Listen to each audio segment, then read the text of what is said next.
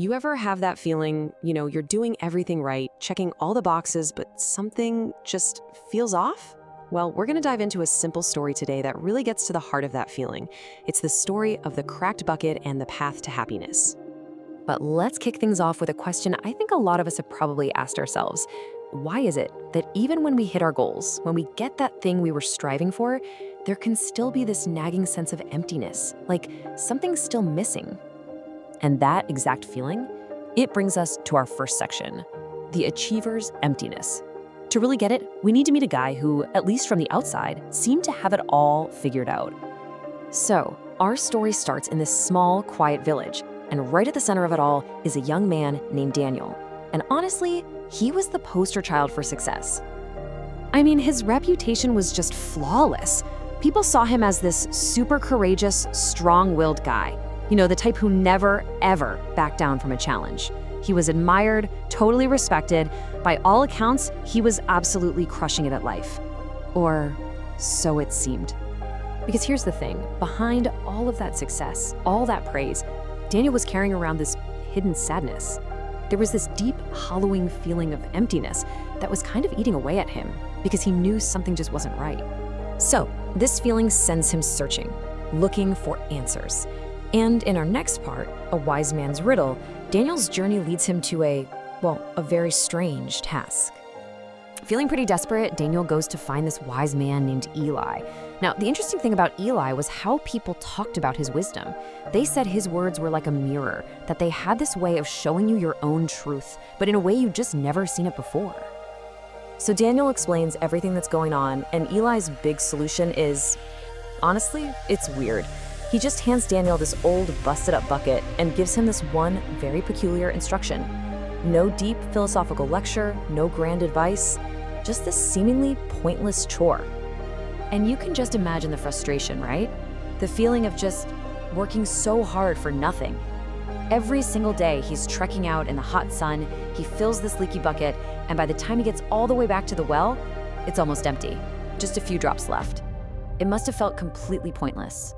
So no surprise, after a full week of this, Daniel is just wiped out. He's tired, he's discouraged, he's put in all this work, and in his mind, he has absolutely zero to show for it. He feels like a complete and total failure. And this is the moment where everything flips. This brings us to our third section, the leaking bucket's secret, and a revelation that Daniel never saw coming. Daniel trudges back to Eli, just completely defeated. He's totally convinced he failed the mission, right? The goal was to fill the well, and the well is still basically empty. He just didn't measure up. But Eli, he just smiles, and he tells Daniel to turn around and look back at the path he'd been walking all week. And this is the pivot. Because when Daniel looks, he doesn't see that same old dusty, dry path from a week ago. No. He sees this beautiful line of green grass and wildflowers blooming right where the bucket had been leaking. He just can't believe his eyes. And here it is, the beautiful truth of it all. Eli explains that the goal was never really about filling the well. All that water that Daniel thought was being wasted, the very proof of his failure, was actually giving life to everything along the way. He was so focused on the destination, he completely missed the beauty he was creating during the journey. Okay, and this is where Daniel's story really becomes our story. Our last section is called Your Beautiful Cracked Path, and it's all about finding the real meaning inside our own imperfections. So let's just break this down. This powerful metaphor of the cracked bucket, that's us. It's a symbol for our flaws, our weaknesses, the mistakes we make, all the things we think make us broken or not good enough. And this is the ultimate lesson from Eli, right? We're so often told that happiness is some kind of destination, that we'll finally feel good enough when we achieve that next thing. But this story flips that script. It says true happiness, true fulfillment, it's found in the process. It's in the beautiful, unintended impact we have along the way. So the huge takeaway here is that our efforts are never really wasted.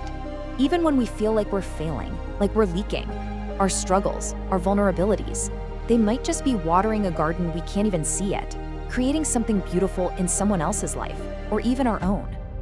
And so, I'll leave you with this one question to think about. Instead of always focusing on fixing our cracks, trying to be perfect, what if we took a moment to ask ourselves, what amazing, unexpected beauty are my flaws creating along my path?